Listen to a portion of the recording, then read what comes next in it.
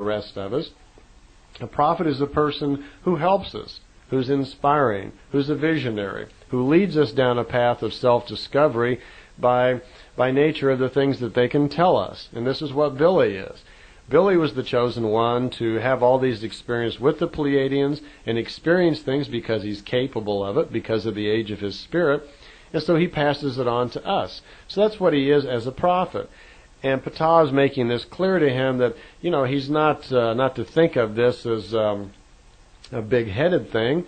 It is his job, it's his mission, it's his role, and to look at it and take it seriously. So they have a lengthy conversation about that. And somewhere in here, Ptah motions to him and says, "You'll notice out here in space now where we're at." And Billy looks up, and it's all very black, and he doesn't see anything except one little star off there. And Ptah says, "Well, we're coming to a very special area now in space, and that little star over there called Galtos, I think was the name of it." He says that's the farthest, most remote sun in the universe. It's at a very special place.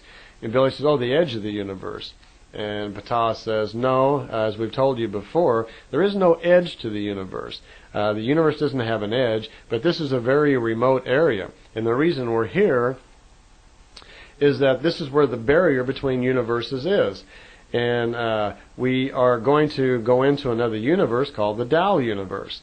And Billy's thoughts kind of go snap, and he says, "Dal universe, that's where my old friend Asket was from." And Semyasi's sitting there, and he says, "Semyasi, this Dal universe, Asket, that's what the surprise must be all about. I'm going to see Asket again, isn't it?"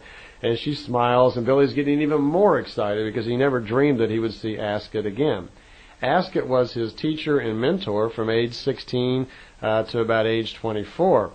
And at the age of 16, he met this woman. We're going to hear a lot more about her in the next few tapes, but just to give you a little rough background, she is from a very highly evolved race of people called Timmers, and they live in the Dal universe. She came into our universe, met Billy, and became his teacher when he was young. Billy was only 16 when he first became exposed to her.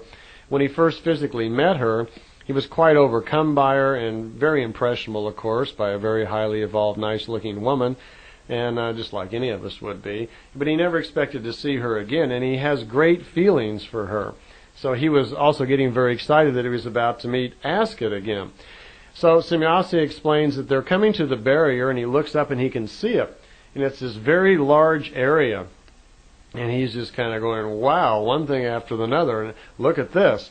And there's this huge man-made thing out here. It's like a big tunnel that is built that they're going to go through. And he says, "Well, do we have to make like a jump or something to do this?" And she says, No. We're going to go right through this in physical form. It's about 1 million kilometers long, and I forget how wide it was, but it was very large. And they go right through it, almost before she can even finish explaining what it was all about. When they get through it, they're again in black space, and the Ptah mentions, "We are now in the Dal universe." Well, Billy looks up and he sees a little ship floating out in space, and he says, "That must be the ship of Asket." And she says, "You're right, we're going to meet up with Asket." Well, Billy's little heart is pounding again. He's all excited. What a day he's having. So he's excited again, and he's up on his feet. And Semyasi says, "Well, come on, we're going to go have our meeting with Asket now. Let's go over to her ship." And she takes Billy by the hand, and they walk over to an area, and there's like a hole in the floor. And she tells Billy, "Just go ahead and step off into that space, and it's a lift, and it'll lower you down to where the ship is parked." And Billy's a little apprehensive because, who wants to step into a hole and just fall down into free space? But she assures him that it'll be okay. He goes ahead and he steps off into the space there, and he doesn't fall. He just slowly starts being let down. He looks up, and Semyasi is right behind him, and it just takes a few seconds, and they go thousands of meters, and suddenly they're standing right down next to where the beam ship was parked way down below. Well, they get into Semyasi's ship again, and they pull out from the great spacer, and it's just a short distance over to where Asket's ship is parked. Asket's ship is much smaller than the spacer, and it just has room in it for one beam ship to park. They pull right into Asket's ship and park in, I guess you call it a hangar or something like that, in the ship. And Billy's getting quite excited just at the prospect of meeting Ascot. My, what a bunch of great experiences he's having all in one day here. He's going to have emotional overloading here. So he gets out of the beam ship, and they're walking with Semjase, and he notices that everything's kind of metal looking, the hallways, it's kind of cold looking. And they go down the hallway, and this wall kind of opens up, and they go into this very nice looking, comfortable room with chairs and very comfortable furniture. And he looks across the room, and there's Ascot. Now, Ascot's a tall, blonde, very nice looking woman. There's a picture of her over at Billy's house. She's a very beautiful, nice looking woman. And he's just kind of overcome. He hasn't seen her in ages, and he was very impressed by her when he was young, when he had these meetings when he was 16.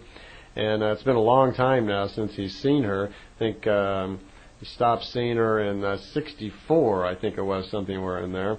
And so we're up to like 75. So it's been 11 years since he's seen her, and he never really expected to see her again. One thing I need to tell you about Ascot. Her race, the Timbers, are far older even than the Pleiadians are.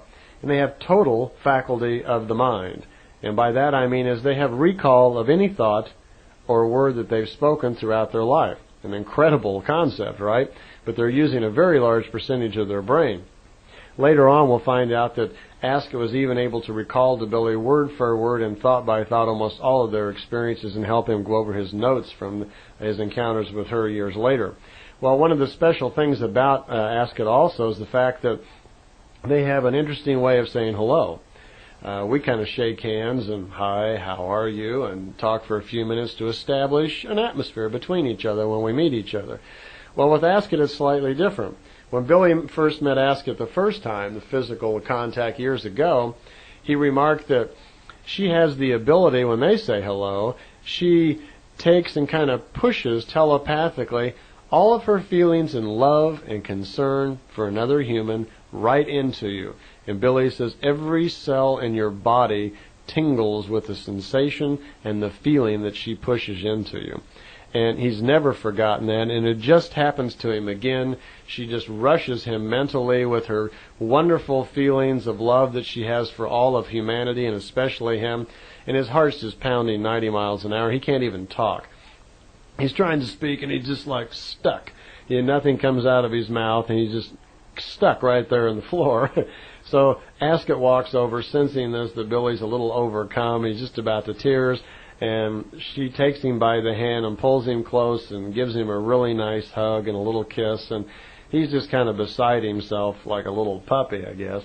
And he says, a kiss, a kiss. And she says, well, of course, it's people on Earth aren't the only ones that kiss. We can do that too. And he says, Ascot, I never thought I would see you again.